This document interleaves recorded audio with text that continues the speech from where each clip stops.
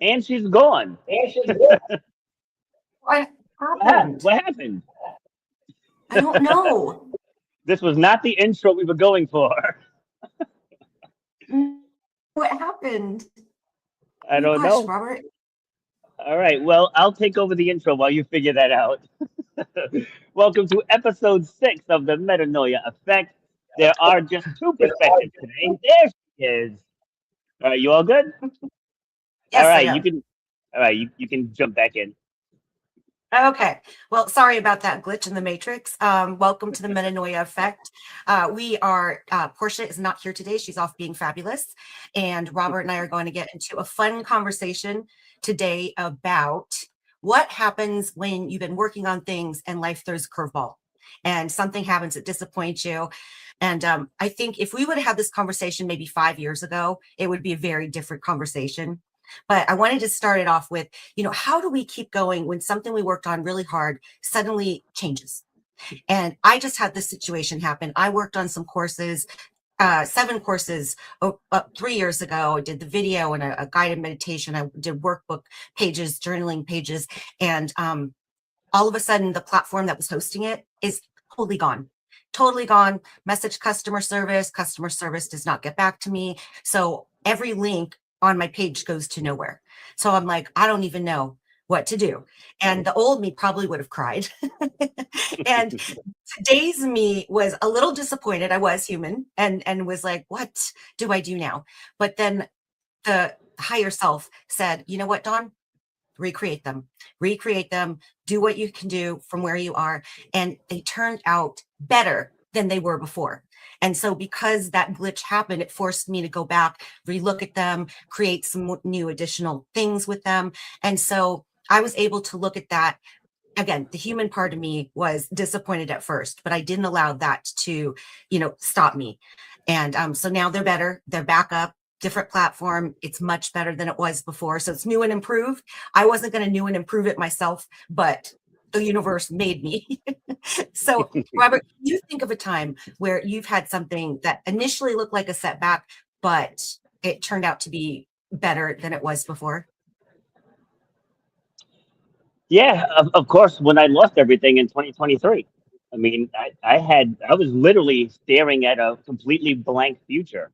And for me, being a visionary, that never happens. Like, I always have a what if on standby. But for this particular time, I just did not. I just came to the realization that I have to get out of this situation. And I didn't know what the next step was going to be. Like, I had nowhere to live. Like, my kids were separated.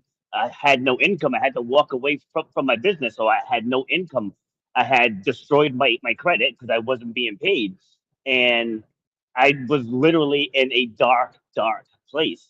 And for someone who's constantly trying to bring light to people, that was a scary place to be.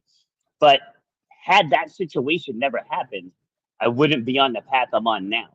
So it's one of those things where sometimes life has to crumble in order to get you on the path where you're supposed to be. Because as humans, we can get complacent and we can think, I'm doing okay. I'm making okay money. I'm making an honest living. I have my clients. My kids are all healthy, and people just accept that. But when there's more waiting for you, and you know that you're destined for more, it can be scary to go after it. Because to your point, being a human, the negative what ifs are always there. It's like, what if I leave the security and this doesn't work? But had that situation not gone exactly the way it went, I wouldn't be this version of me because that forced me to level up again, to dig myself out of that hole, to level myself out again. And now I'm rebuilding the staircase again to get to where I want to be. So yes, I felt that pain and I'm on the rebuild as we speak. I love that. And, it's a reframe for sure. And again, we have to acknowledge the human part of it, the disappointment, whatever that comes along with it, because we can't bypass those feelings and those Yeah. emotions, right? They're real.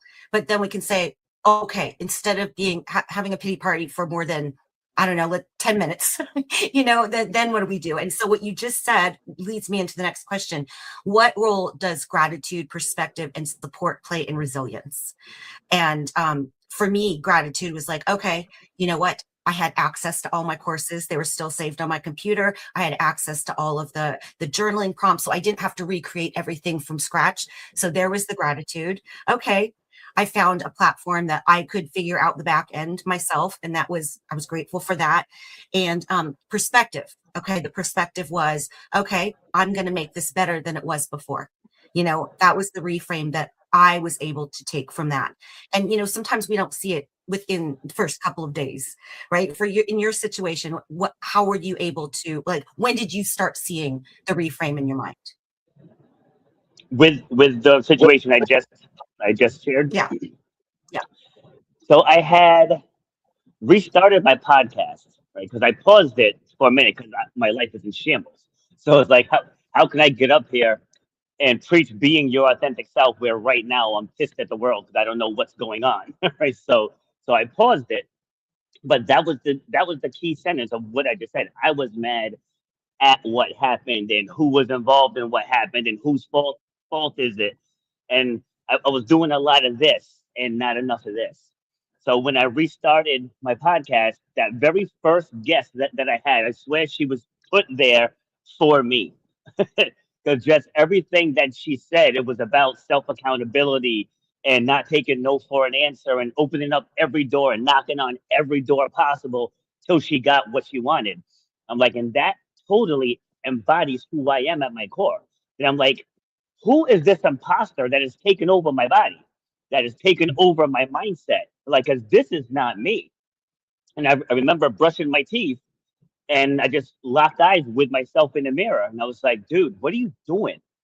Like, what are you doing? I'm like, you're drinking yourself senseless. You're hiding out in your mother's basement. Like, you're not being English, not being an inspiration to anyone. It's like, this is not who you are. It's like you've lost your purpose. And I had that conversation with myself. And then as soon as I was done, because mind you, I had no car at this time, I jumped on my bike and I rode to my area high school and I spoke to my track coach and I got back into coaching. And that moment, that first practice, as the students gathered around, they were all locked in on me because I brought a different energy than their current coaches. The current coaches are both in their 70s, just old school mentality. And here I came at 51. Well, I was 49 then, but I just came with a different energy. And just the way the students responded to me, it relit my soul. And then from there, the positive snowballs just started happening because people think that the snowballs only go downhill. No, they go uphill also. But it was that moment, just watching the students applying what I'm teaching them, like watching them hungry for the knowledge and the discipline. I was like, this is where I belong. Yeah. And had that not happened, you wouldn't be back at the high school with those kids. Exactly. So there's the reframe. And I think what you said, I think we have to give ourselves grace because we are human, and life is going to, have its ups and downs. It's never going to go up, perfect, Yeah. all the time. And I think that when we give ourselves that grace and we say, okay, what is this redirecting me towards, instead of saying, why did this happen? And when you said you hit that the podcast guest that you had was like exactly the person you needed to talk to, you also talked about when your dad passed and you had a podcast episode guest that was scheduled months in advance, and she was talking about grief.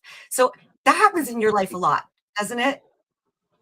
It really does. I mean, I believe that we can speak things right into existence, and sometimes you're just in the right spot at the right time.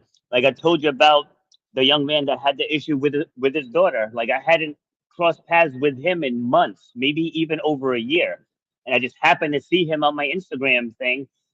I didn't. All I did was I clicked on his profile, and I ended up seeing him a couple days later at at the local shake shop. And it's just so weird how that works, or even how we reconnected. You said you were thinking about me this one day. I texted you the next day, and then here we are. It's like that stuff happens all the time. I know. Well, one of my courses is called The Art of Surrender. And this I literally have had to learn so many times. But when you really trust whatever your higher power is, and you just say, okay, I don't know the next steps, but show me the way, things are going to start happening. Connections are going to happen. Emails are going to come through. Like, you don't know. And it seems very woo woo and out there, but I'm telling you, this has been my life, over the last several years since I learned to trust the process, hold the vision, trust the process. And I want to Love share that. this cute story. This story just happened over the weekend. My daughters were both flying home to Ohio to go visit my family. And my oldest daughter was in Phoenix. She flew to Las Vegas, and she got stuck in Las Vegas because she missed her connecting flight. And so she gets stuck in Vegas. And she was supposed to leave at 2. She was going to get into Cleveland at like 9. And so she was going to work with that, figure it all out. And then she gets a notice saying, oh, no, that flight's now delayed till 5, which meant she wasn't going to get into Ohio until like after midnight. And so I'm like, Portia lives in Cleveland. Let me text Portia and see if she has any ideas of what Taylor can do. Because my mom, and my family lived over an hour away. And so she didn't want them coming up to get her at midnight. Right. And so Yeah. I call Portia. I audio message her. She calls me immediately and she goes, we'll pick her up and she can stay at our house, Wow. like for the night. And she picked her up at 12:30. And I was so excited because Taylor's never met Portia in person. Well, she never met Portia at all. And I've always wanted them to meet because they're two of my favorite people in the world. And unfortunately, this is how it had to happen. But because it happened that way, I haven't talked to either of them since it happened. And I can't wait to hear, how that went. But again, Taylor could have been very upset about what was happening, but she kept a really positive attitude the entire time. She wasn't stressed. She just was like, okay, what can I do? And then we had this conversation about, I was in Rwanda. I was in Africa for over a month. And I was finally coming home, and I had an 11 or 13-hour layover in Ghana. And I had been asked to speak at an event in Ghana. And every single leg of that flight was delayed. And I kept looking at the phone going, oh my gosh, I'm going to miss it. I'm going to miss it. I'm going to miss it. And then this thought came in my head, Dawn, you can freak out and stress out about missing this event, but there's zero you can do about getting that plane there earlier. So you can either experience this stressed out, or you can sit back, listen to your music. You're going to get there at the exact same time. It's your experience of the situation is going to be vastly different. And what do you have control over? How I think about it. So, like, how does that, Love it. do you have some situations in your life where it's like you literally caught yourself going down oh my gosh, and then you said, no, I'm not going to do it? Yeah, that happens all the time. But before I get into that, I just want to piggyback off of something you just said. But I also don't want to forget the question you just asked me. So let me jot that Good, because I'll forget it. down. Yeah. So getting back to things happening for a reason. So there's a woman I went to high school with. Hadn't spoken to her in decades, right? Decades. But I guess she was following my journey of donating the kidney to my sister because her brother needed a kidney. And so she just happened to reach out to me on social media this one day saying she's going to be in Rhode Island for a bit. Can she come up and join the gym part time? I'm like, sure. So she comes up. She was up here for a few months, but like almost every day, she was just picking my brain about the whole process. And like if I was afraid, did it hurt? How long was your recovery? But like almost every single day. And she had the procedure to give hers to her brother, and like a couple weeks later, she moved back to North Carolina. So it's like I just felt like she came back in to help build up the courage to have that. I mean, I'm sure there's people between North Carolina and Rhode Island that have given kidneys, but for whatever reason, she felt drawn to me. So like those things definitely do happen. You can't explain it. I mean, it's tough to think that all of them are coincidences. Like when it happens repeatedly in your life. What are your thoughts on that? Oh, I don't believe in coincidences. Carl Jung talks about synchronicities, and I think everything that happens like that is a synchronicity. At the right time, at the right moment, something is going to come in that is supposed to be there. Whether it is, sometimes I'll be writing something, I'll be thinking something, and then somebody on the TV will say the exact same thing that I'm thinking, and it happens all the time. If it just happened once in a while, I'd be like, but it happens so often that it kind of doesn't even surprise me anymore. When I first started noticing it, I'm like, whoa, that was weird. But now it happens so often. And again, because I've surrendered more and said, look, I don't have it all figured out, but I'm just going to trust and believe.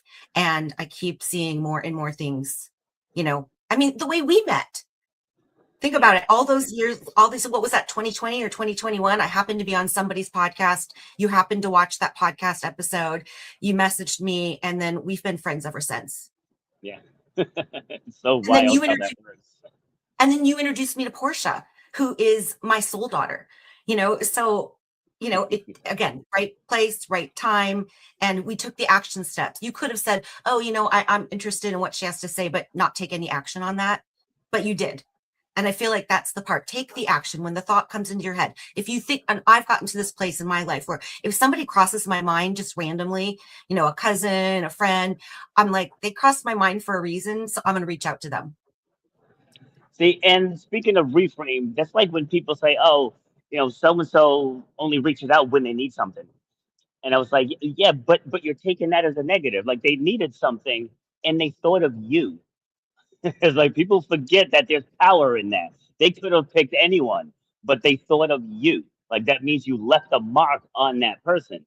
So if somebody reaches out in a time of need, like why would you take offense to that? You know what I mean? Right. It's like there's millions of outlets out there, and they thought of you.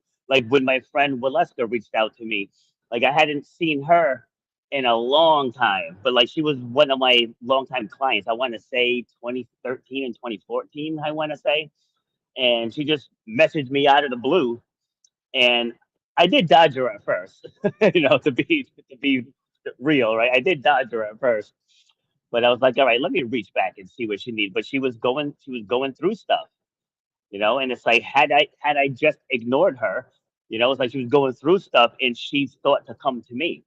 And so that's how I take it now. If somebody reaches out, I don't look at it as, oh, they're just trying to take advantage of me. They're just no, like they need help in that moment.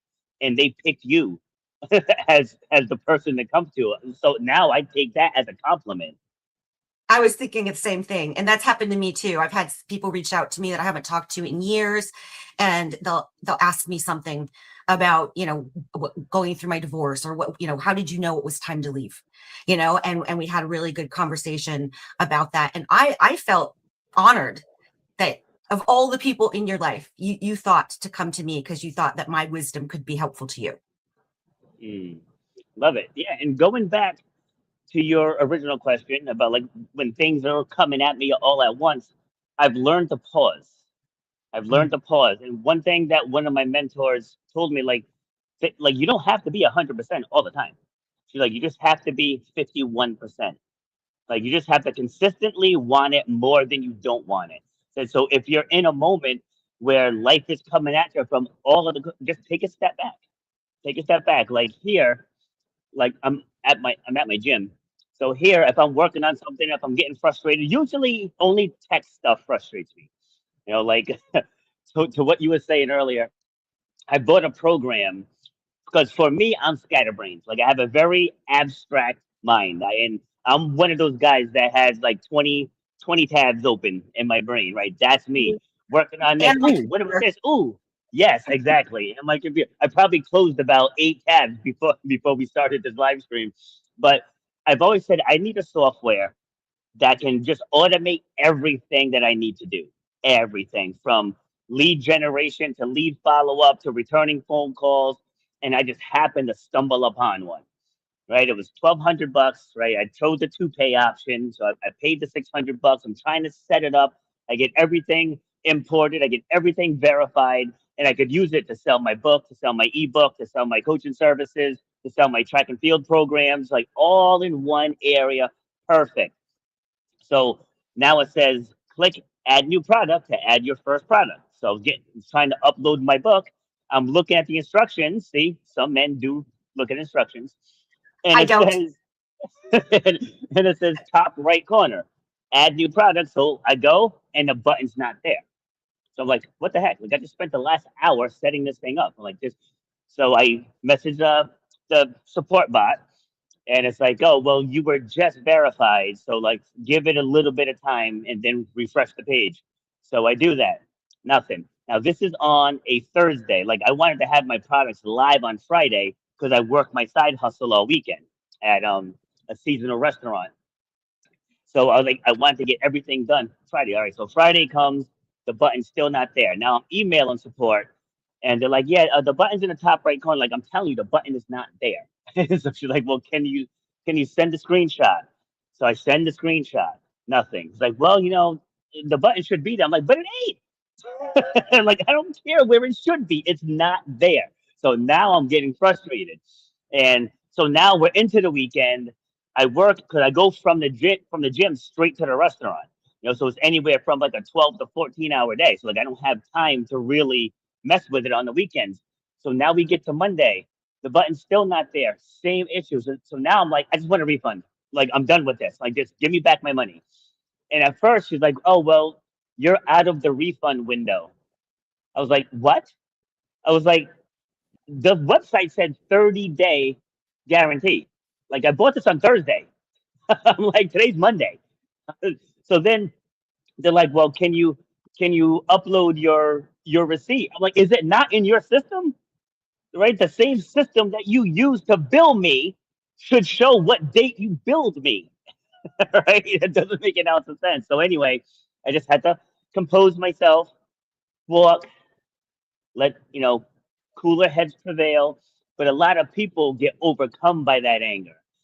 So when that anger hits, I step away. I do some laps around the building, just walking. Like I'll put on like my headphones, listen to something positive, and just come Ooh. back down to earth, revisit the problem, and handle it with a clear head.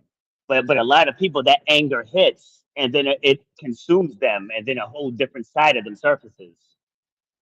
You know what? I am so glad you shared that because as I was trying to, I'm learning the back end of this new platform, right? And with this upload, and then I'm 50% through, and it's taking like 4 hours, and then all of a sudden Mhm. I click it, it clicks off, and I'm like, oh my gosh, now I have to start all over again. And so when that happened to me last week, because before I probably would have cried, from frustration or just so angry. But instead of being angry, I'm like, take a deep breath, walk away from the computer, go pet your dogs, go get something to eat, go have a beer, like whatever it is, go do something to remove that so that you can come back with like a clear mind and a clear soul, and you can Yes. be like, okay, let me come back at this. So there was a lot of frustration going on when I was first, like the first one was the hardest one, and then the learning curve set in and I got better and better. By the time I got to the seventh one, I was like getting pretty proficient at it. But I love that you said you go take a walk, you listen to something inspiring.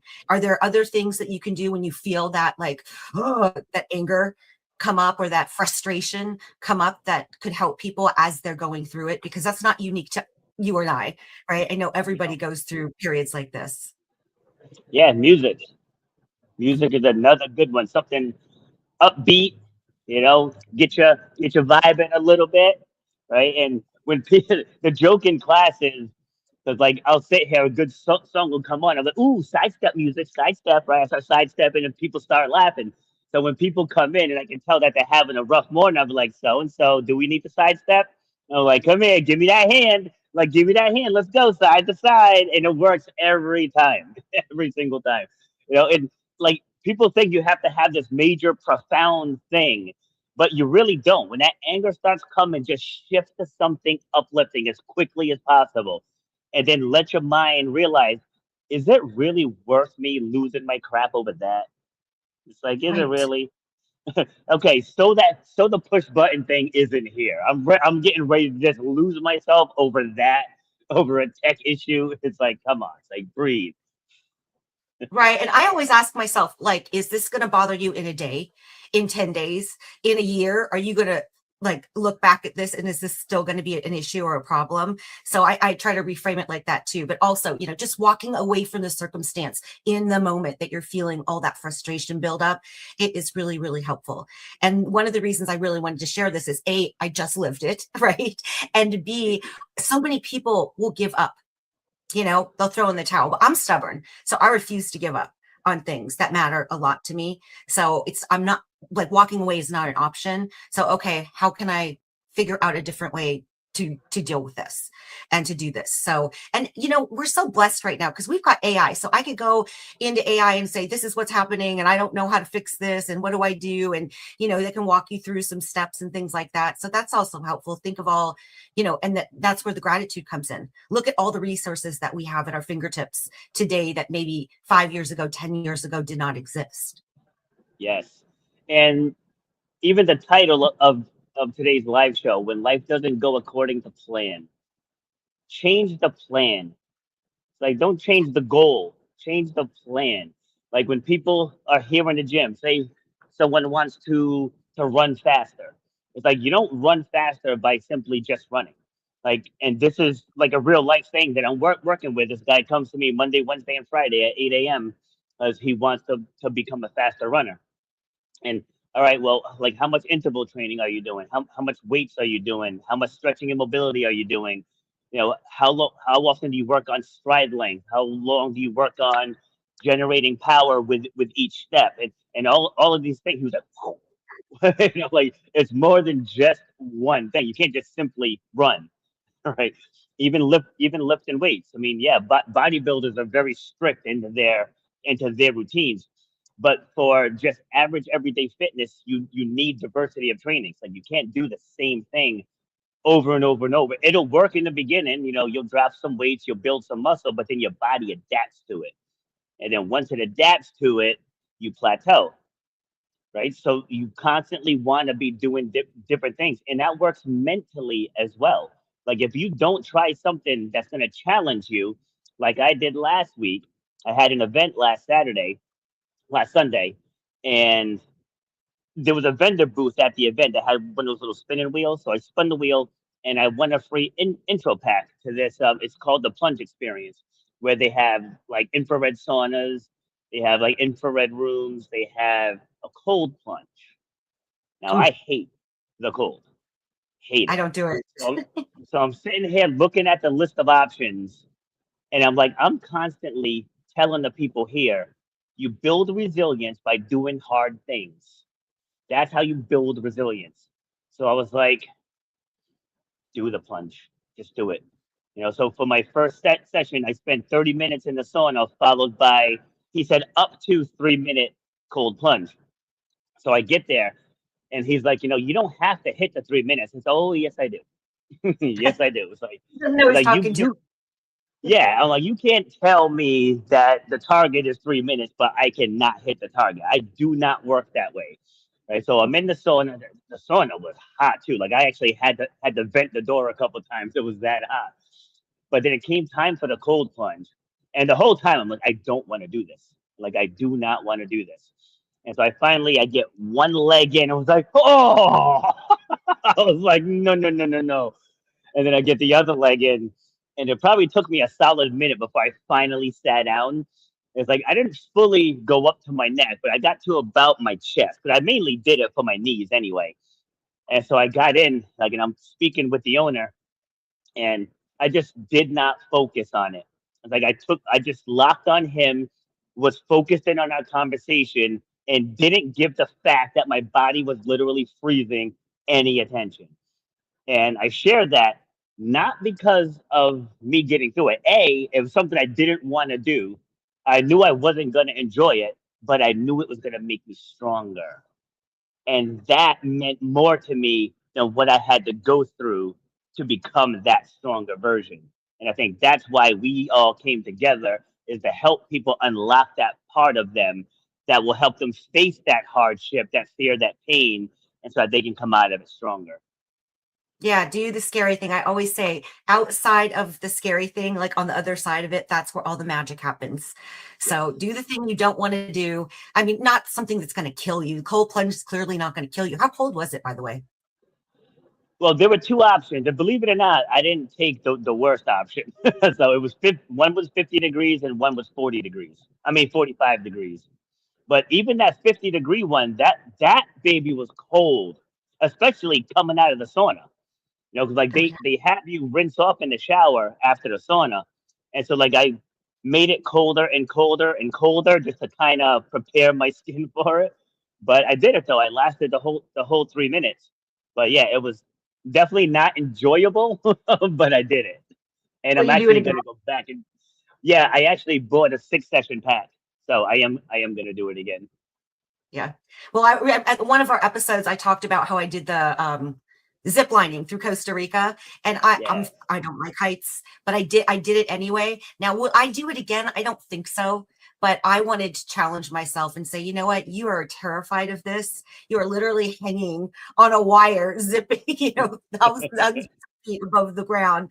And I did it just, I don't know. I was just on this journey of like pushing myself past those limits.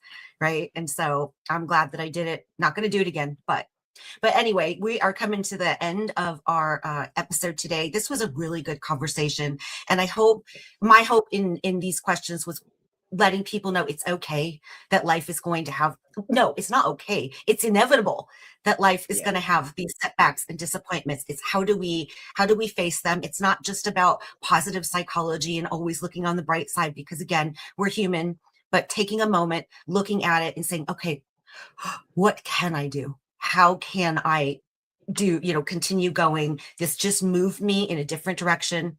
It's redirection, not like annihilation of your dreams. So, Robert, before we end, would you like to leave us with one last thought? Yeah, just to reiterate what you just said, like everyone's gonna struggle. You know, just because we're up here on the platform doesn't mean our life is 100% stress free every single day. Like that's not the case. Like, you know, ups and downs. It's inevitable. It's like an EKG, right? That's life. Life is like looking at an EKG. 1 second you're riding the highest of highs, the next second you're like, what the hell just happened? You know, but when those moments get here, you got to remember what the main goal is. So yeah, right. You gotta understand what the main goal is, and you can't let that setback detract from the main goal.